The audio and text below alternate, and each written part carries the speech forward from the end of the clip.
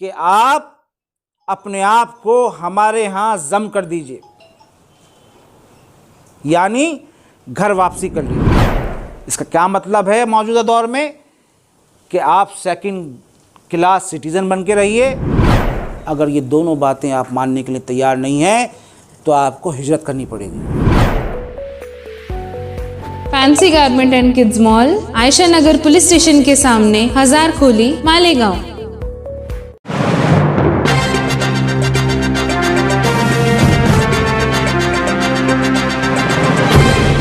देखते रहिए the prime news Abdul Rahman के साथ। अली मियां नदवी हॉल में ऑल इंडिया मुस्लिम मजलिस मुशावरती कमेटी का इजलास मुनक़िद हुआ, जिसमें मर्द और ख़वातीन पर मुश्तमिल शहर का इंतहाई संजीदा तबका नज़र आया। दिल्ली से आए हुए इस वक्त में मजलिस मुशावरती कमेटी के साबिक़ सदर नवीद हमीद, जनरल सेक्रेटरी तहसीन और सेक्रेटरी शमसुज़्ज़ोहा साहिबान के नाम शामिल हैं। इस प्रोग्राम के कन्वीनर जमील अहमद क्रांति थे, जबकि दिगर साथियों में प्रोफेसर अब्दुल मजीद सिद्दीकी, अब्दुल रशीद लेंसिया, इखलाक फजलुर रहमान, सुहेल डॉलरिया खैरा के नाम शामिल हैं। अपने सदारती खुतबे में नवीद हमीद साहब ने कहा कि आज वक्त की अहम तरीन ज़रूरत ये है कि हम अपने तमाम तरह इख्तिलाफात को बुलाकर कौम मिल्लत के लिए एक हों। मौसूफ की बातें सिर्फ काबिल समाअत ही नहीं बल्कि काबिल अमल भी हैं, जिसे मिल्लत से हमदर्दी रखने वाले हर फर्द को सुनना चाहिए। जनाब नवीद हमीद साहब की तकरीर तवील ज़रूर है, मगर इसका कोई भी हिस्सा ऐसा नहीं है कि जिसे हज़फ किया जाए या डिलीट किया जाए। उनकी इस फिक्र अंगेज तकरीर को अव्वल ता आखिर जरूर सुने, ये खुसूसी दरख्वास्त इस पूरे प्रोग्राम के कन्वीनर जमील अहमद क्रांति और दिगर साहिबान ने की है। सबसे पहले मैं मशकूर ममनून हूँ कि जमील क्रांति साहब ने आप सबसे गुफ्तगू करने का मौका फराहम किया, और ममनून हूँ आप तमाम का कि आप अपनी गुनगुन मसरूफियात से वक्त निकाल कर एक छोटे से नोटिस पर यहाँ तशरीफ़ लाए। आपकी आमद इस बात की गम्माज़ी करती है कि मिल्लत के तईं जो आपका दर्द है, उस दर्द को समझने और समझाने में जो आपकी फ़िक्र है उस पर गुफ्तगू की जाए। बहुत सारे चेहरे ऐसे हैं जो बहुत अरसे के बाद मैंने यहाँ पर जिनसे मुलाकात हो रही है।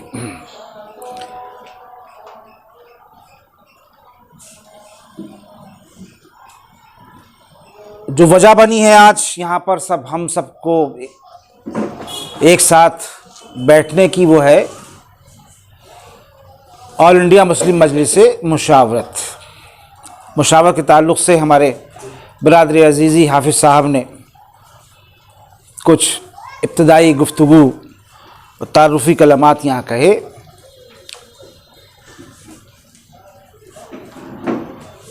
कुछ चंद बातें आप सब हजरात के सामने और बहनों के सामने मैं रखना चाहता हूँ।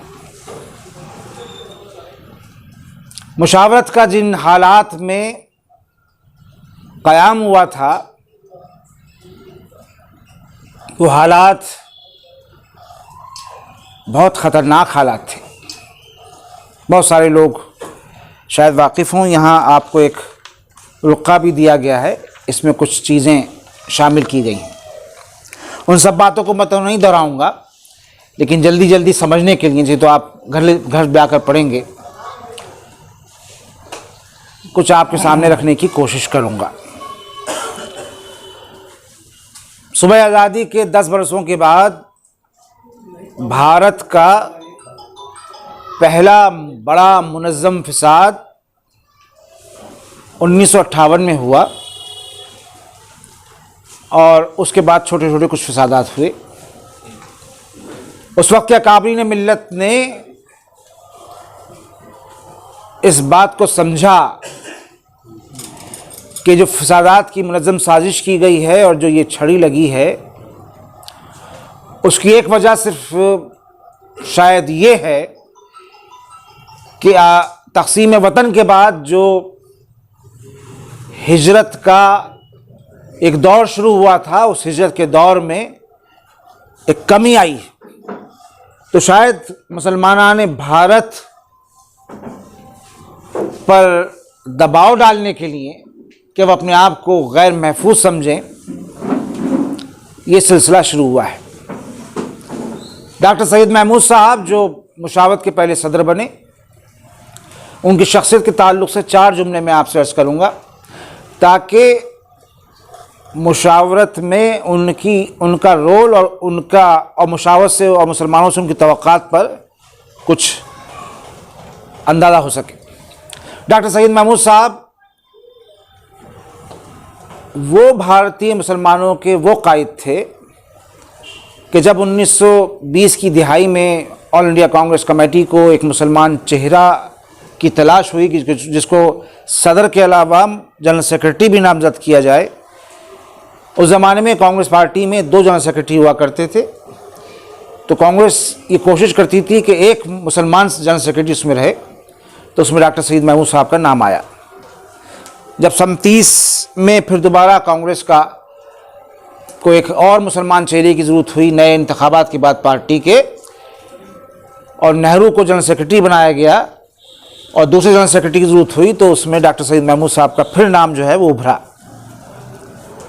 और जब सन 37 के अंदर पहली इंटीरियम बिहार गवर्नमेंट बनी, तो पता नहीं आप कितने लोग वाकिफ़ हैं कि 1936 में जो पूरे मुल्क के अंदर इंटीरियम गवर्नमेंट्स बनी थी, उसमें एक वाहिद मुसलमान बना था प्राइम मिनिस्टर। उस वक्त चीफ मिनिस्टर को प्राइम मिनिस्टर कहते थे। बिहार रियासत का उनका नाम था डॉक्टर यूनुस। तो डॉक्टर यूनुस की हुकूमत जब कुछ चंद माह 4 महीने कुछ दिन के बाद गिर गई और कांग्रेस पार्टी ने क्लेम किया हुकूमत बनाने का, तो उसमें पंडित नेहरू ने डॉक्टर सैयद महमूद साहब का नाम पेश किया। ये और बात है कि सियासत की शतरंज बड़ी ख़तरनाक होती है। तो राजेंद्र प्रसाद ने एक भूमिहार और एक ब्राह्मण का नाम पेश किया और अल्टीमेटली सिन्हा साहब जो है वो बिहार के चीफ वज़ीर आला बने। बाद में अपनी ऑटोबायोग्राफी में जवाहरलाल नेहरू ने उस पर तबसरा किया और कहा कि मुझे जिन बातों पर ज़िंदगी में बहुत अफसोस है, उनमें एक ये है कि डॉक्टर सैयद महमूद साहब बिहार के वज़ीर आला न बन पाए। ये मैंने इसलिए ज़िक्र किया इस बात का कि तारीख़ सीखने के लिए होती है, तारीख़ सबक लेने के लिए होती है। बहुत सारे इल्ज़ामात मुसलमानों पे लगते हैं, उसमें तक़सीम वतन का भी एक इल्ज़ाम है। कुछ लोगों की राय है, मैं उस राय से इत्तेफाक करता हूँ, मेरी भी यही राय है कि अगर 1937 में बिहार का वज़ीर आला डॉक्टर सैयद महमूद साहब को बना दिया जाता तो शायद तक़सीम वतन के लिए जो आगे हालात पैदा हुए और जो इल्ज़ामात लगे कांग्रेस पार्टी के ऊपर और मुस्लिम लीग को जो तक़वियत मिली, शायद वो तक़वियत ना मिलती।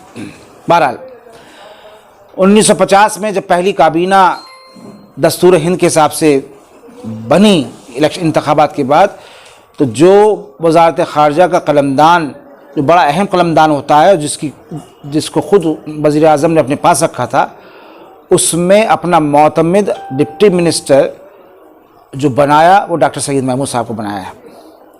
तो अब इस तनाजुर में आप डॉक्टर सैयद महमूद साहब का मुशावरत का में रोल आप ज़रा गौर फरमाइए कि जब ये फ़सादात की छड़ी लगी हुई थी तो अकाबरीन मिल्लत ने डॉक्टर सैयद महमूद साहब की तरफ देखा और उनसे कहा कि भाई आप इस पर कुछ कीजिए, और जब कुछ खातिर खा रिज़ल्ट नहीं निकला तो उनसे ये दरख्वास्त की कि एक मुस्लिम कॉन्फ्रेंस का इनकाद होना चाहिए।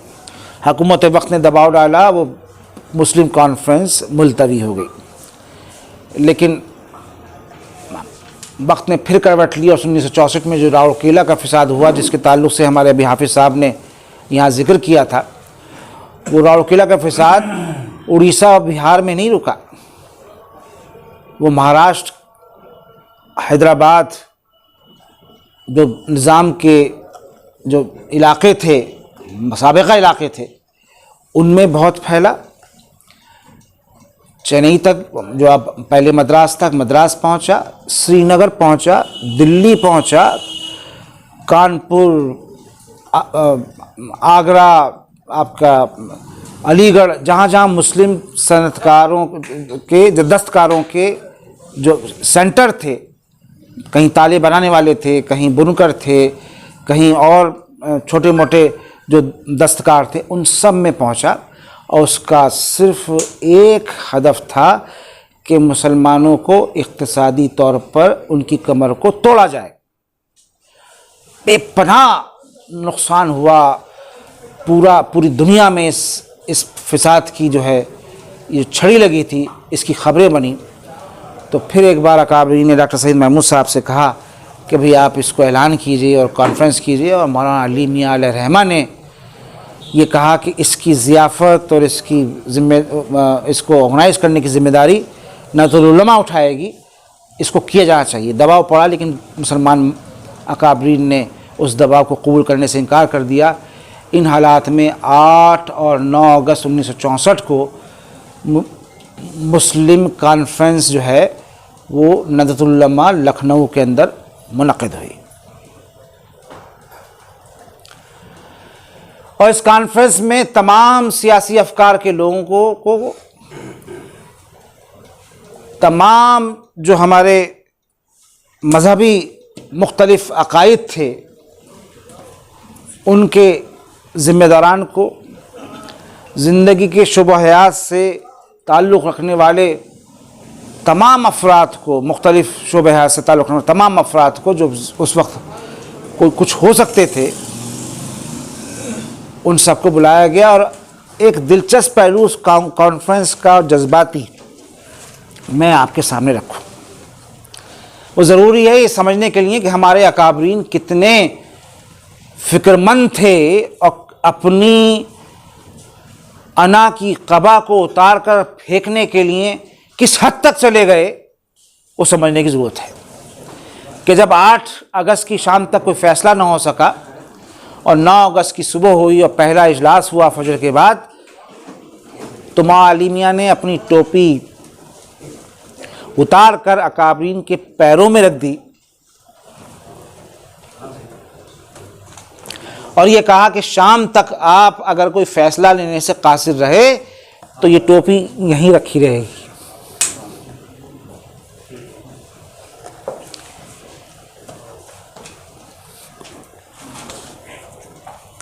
इन हालात में 9 अगस्त की शाम को ये फ़ैसला हुआ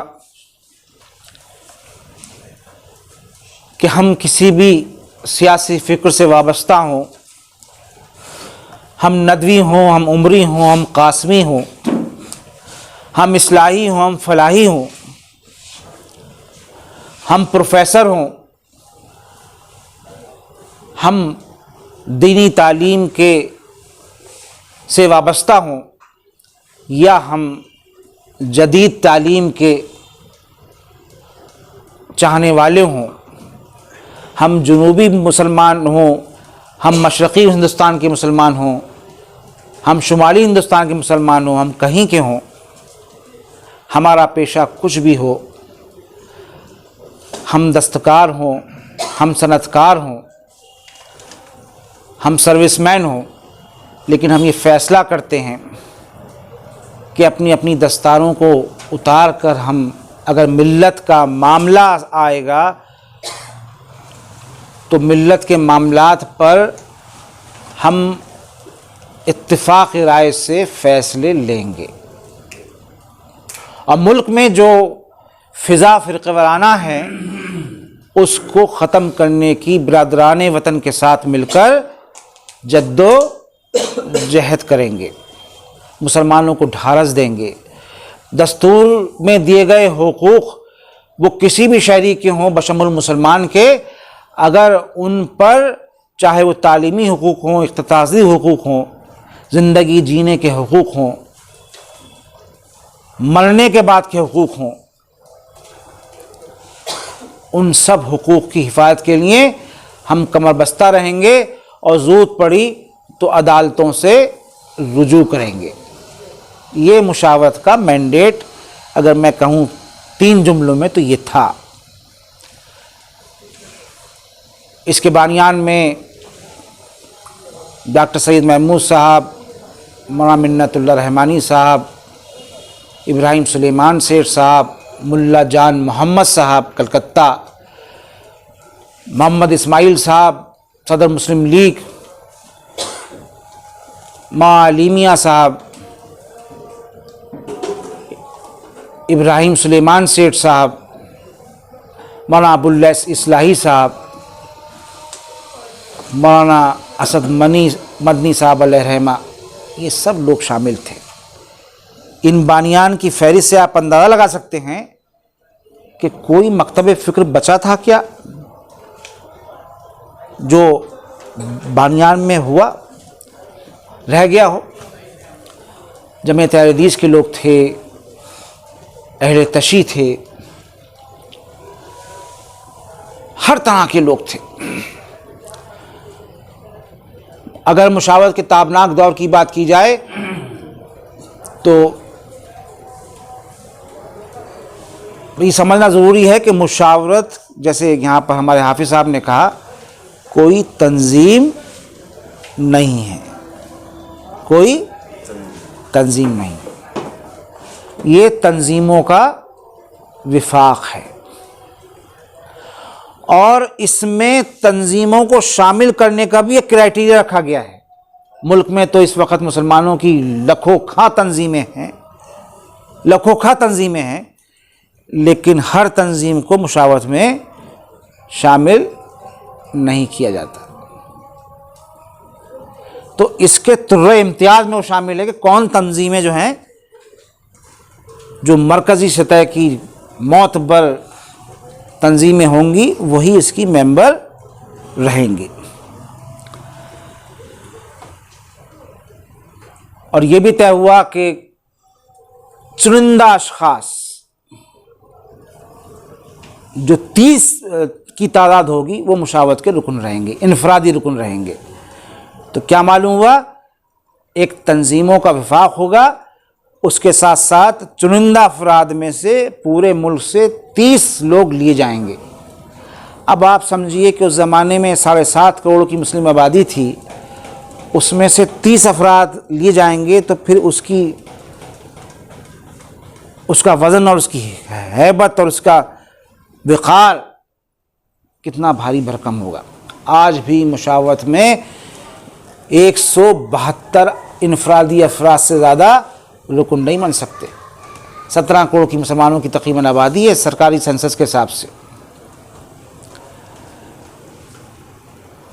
मुशावरत की शान ये रही है कि जब अलीगढ़ मुस्लिम यूनिवर्सिटी के अक़लियती किरदार को ख़त्म करने की कोशिश की गई तो मुशावरत ने अपनी करारदाद के ज़रिए ये कहा कि हम दस्तूर में दिए गए हमारे तालीमी हुकूक़ पर डाका ज़नी का जो पूरा एक प्लान बनाया गया है एजेंडे के ज़रिए, हम उसकी मुखालफत करते हैं और पूरे मुल्क में अक़लियती किरदार के लिए तहरीक चलाएंगे।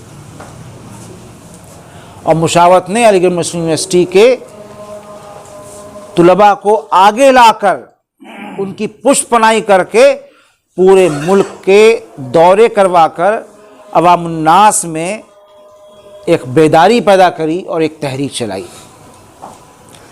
इसका मतलब क्या हुआ कि मुशावरत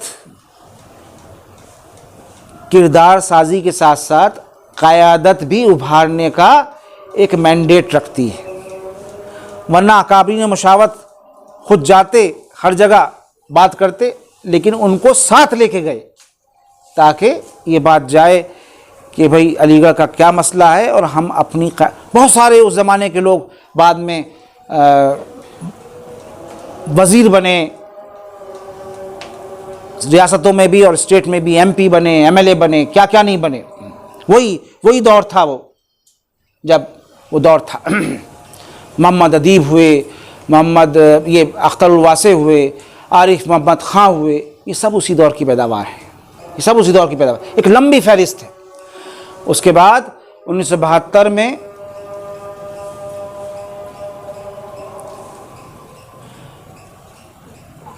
की तरफ से कुछ ये इंदिया आया और सरकार और सियासी हमारे मुख्तलिफ़ जमातों के लोग इस बात की मांग करने लगे कि यूनिफॉर्म सिविल कोड बनना चाहिए, और सरकार ने एक शोशा छोड़ा कि यूनिफॉर्म एंडोमेंट एक्ट बनना चाहिए, जिसका मतलब ये था कि औकाफ हिंदू भी वक्फ करते हैं, मुसलमान भी करते हैं, क्रिश्चियन भी करते हैं, सिख भी करते हैं। हर मज़हब में मज़हबी मकामात के लिए शमशानों और आपका कब्रिस्तानों और उसके लिए सब कुछ ज़्यादा देते हैं। तो सरकार ने ये शोशा छोड़ा कि यूनिफाइड एंडोमेंट एक्ट, मुसलमान क़यादत ने फ़ौरन इस बात का एहसास किया, मुसलमान क़यादत ने फ़ौरन इस बात का एहसास किया कि ये यूनिफॉर्म सिविल कोड की तरफ ले जाने का पहला कदम है। उसी वक्त मुशावरत की इन सब हालात को देखते हुए, यूसीसी की डिमांड, यूनिफॉर्म सिविल कोड की डिमांड और ये सब बातों को देखते हुए मुशावरत ने अपनी करारदाद पेश करी। जो अब मैं बात बताने जा रहा हूँ वो आप सबको चौंकाएगी। अपनी करारदाद पेश करी 1972 के अंदर, और ये तय किया कि मुसलमानों के आइली क़वानीन की हिफाजत के लिए एक इदारा अलग से होना चाहिए जो आइली क़वानीन की हिफाजत करे। और ये तय हुआ कि वो इदारा all India Muslim personal law board के नाम से होगा। उसका इजलास बम्बई में हुआ, मुशावरत की क़रारदाद से इजलास हुआ और वहाँ all India Muslim personal law board का क़याम अमल में आया। लेकिन मुशावरत ने उस इदारे को अपने मातहत नहीं रखा, कहा कि इदारा आज़ादाना तौर के ऊपर काम करेगा। अकाबरीन इधर भी वही, अकाबरीन उधर भी वही, लेकिन मसलहत देखिए, तदब्बुर देखिए, हिकमत देखिए कि उसने मुशावरत को एक खालिस्तन मजहबी इदारा बनने से एहतियात करी, बनाने से एहतियात करी और मजहबी मामलात के लिए एक दूसरा इदारा बनाया।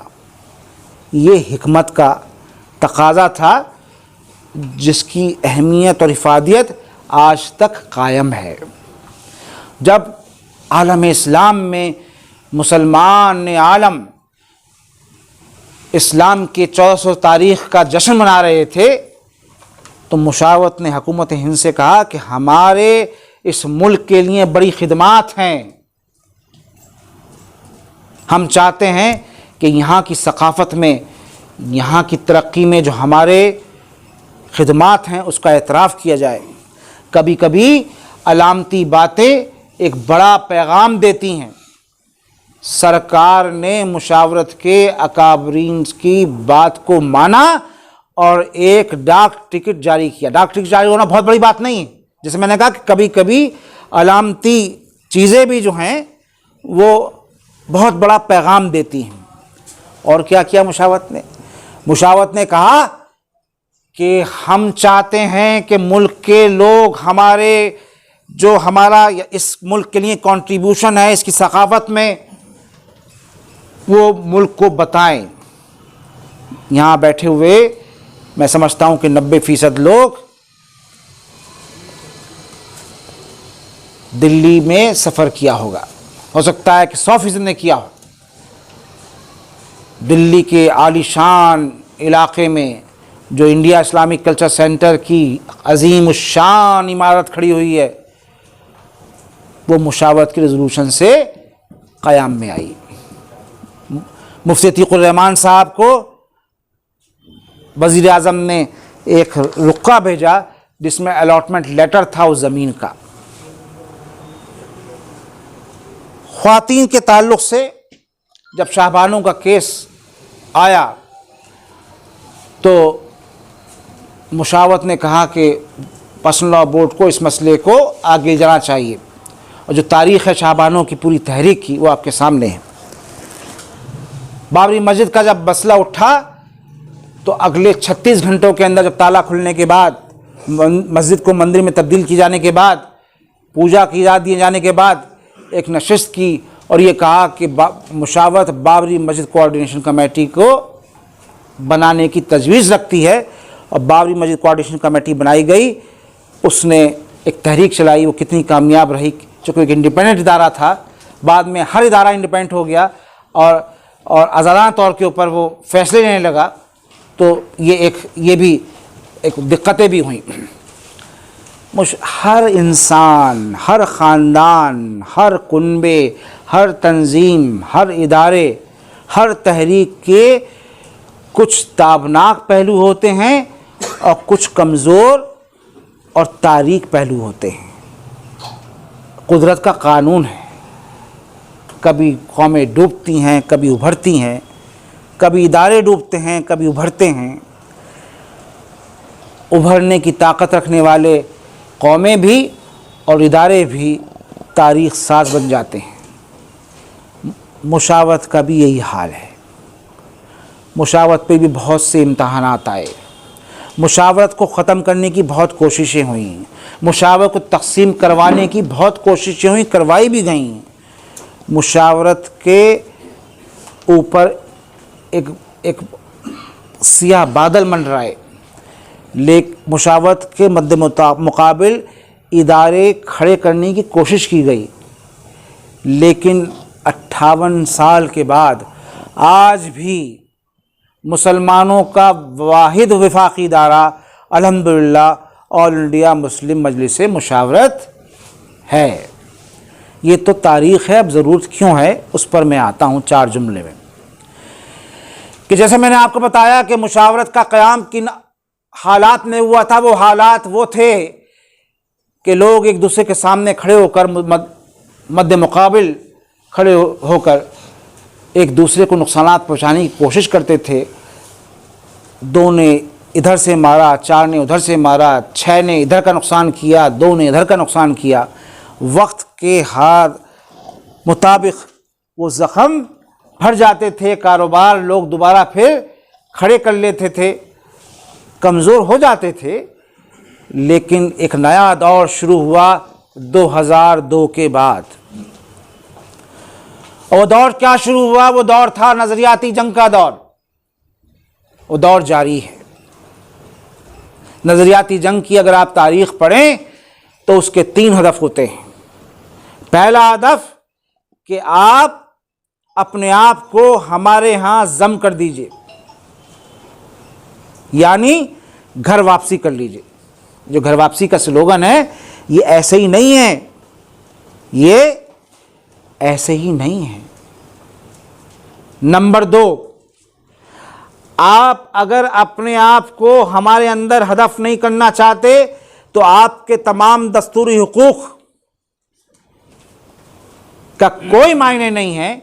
आपको हमारे महतहत महकूम होकर रहना पड़ेगा। इसका क्या मतलब है मौजूदा दौर में? कि आप 2nd क्लास सिटीज़न बन के रहिए, आपके कवानीन अक़लियती तालीमी कवानीन हो, आइली कवानीन हो, आपके पर्सनल कवानीन हो, उसका कोई मतलब नहीं है। आपको हमारे जो बनाए हुए कानून हैं, जिसको हम बनाएंगे, जिसमें आपकी कोई जो है वो से नहीं होगी, उसको मानने पड़ेंगे।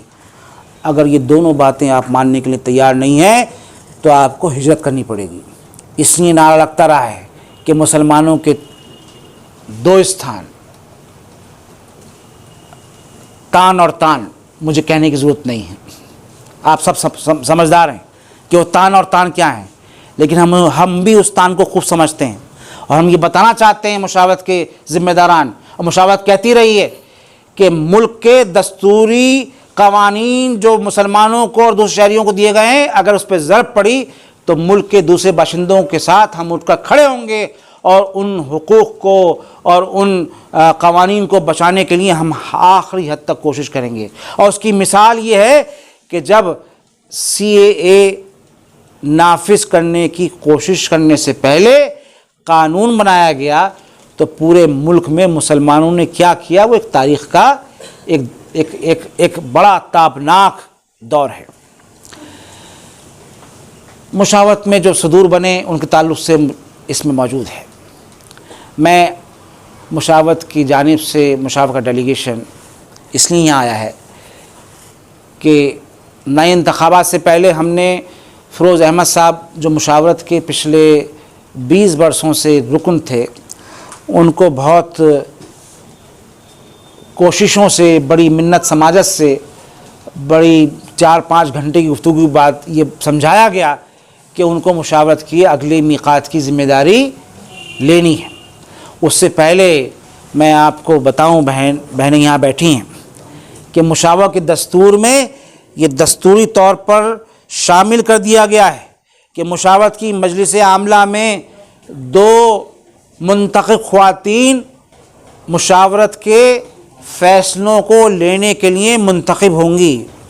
अब ये दस्तूरी तौर के ऊपर बिल्कुल उसके अंदर इस बात को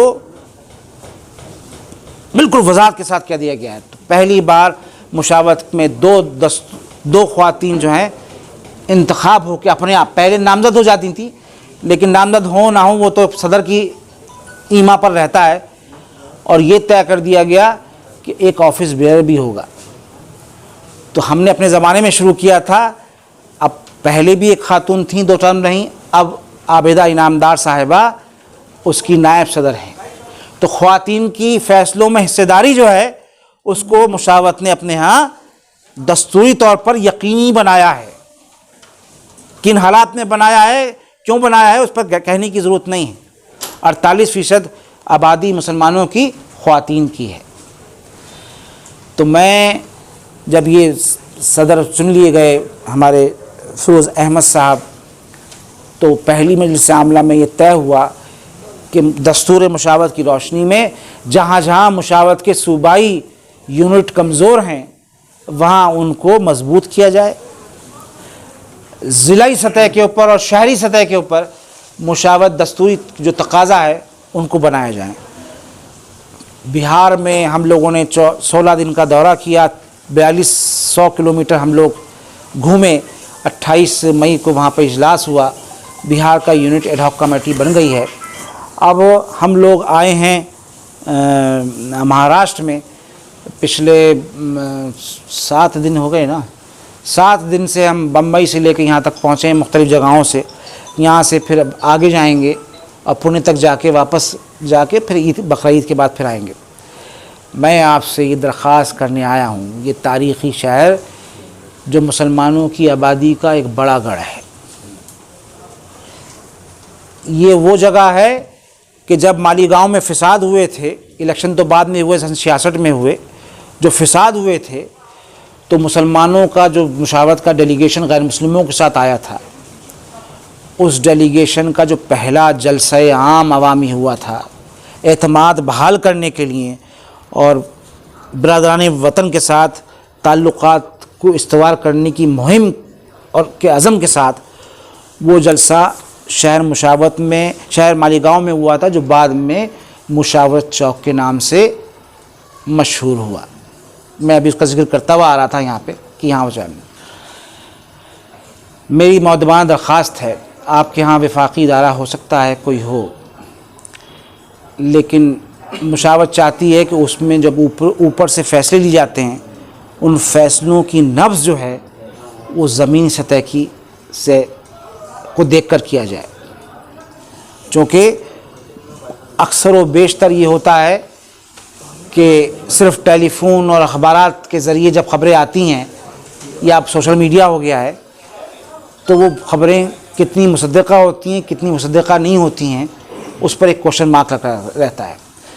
तो मरकज़ी सतह पे जो तंजीमें हैं, जमात इस्लामी हिंद, जमीयत अहले हदीस, ऑल इंडिया मोमिन कॉन्फ्रेंस, जमीयतुल कुरैश, SIU और वो बहुत सारी तंजीमें, एक लंबी फहरिस्त है। अगर उनके यूनिट और उनके मानने वाले, उनके चाहने वाले, उनके अरकान शहर मालीगांव में हैं, तो उनको एक वफाकी एक इदारा यहाँ पर मुशावरत का बनाना चाहिए, और जो हमदर्दान मिल्लत हैं उनको उससे जुड़ना चाहिए। मुझे लगता है कि अगर आप इस अहमियत को आप समझते हैं और क्यों ना समझेंगे, तो मुशावरत की ज़रूरत आप समझेंगे पहले से कहीं ज़्यादा है, पहले से कहीं ज़्यादा है।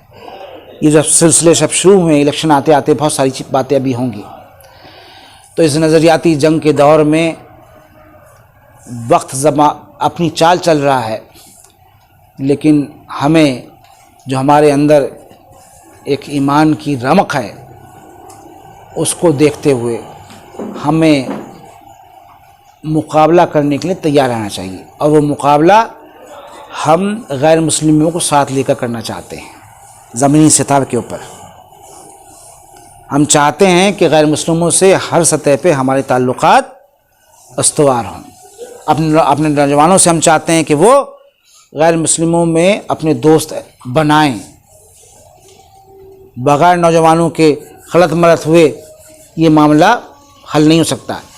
इसीलिए मुशावरत ने पहली बार ये फैसला लिया कि अपने यहाँ यूथ विंग दस्तूर के हिसाब से एक उसकी हल्के से इशारा है, उसका सेक्रेटरी शमसुज़्ज़ुआ साहब को बनाया, जो नौजवानों को एक मुनज़्ज़म करने का काम करेंगे। आखिरी बात, बहुत दरख्वास्त के साथ मैं अपनी बात ख़त्म करूँगा कि आप सब बहुत ज़िम्मेदार लोग हैं। ये तालीमी इदारों का ये बड़ा गढ़ है, मालीगांव बड़ा गढ़ है।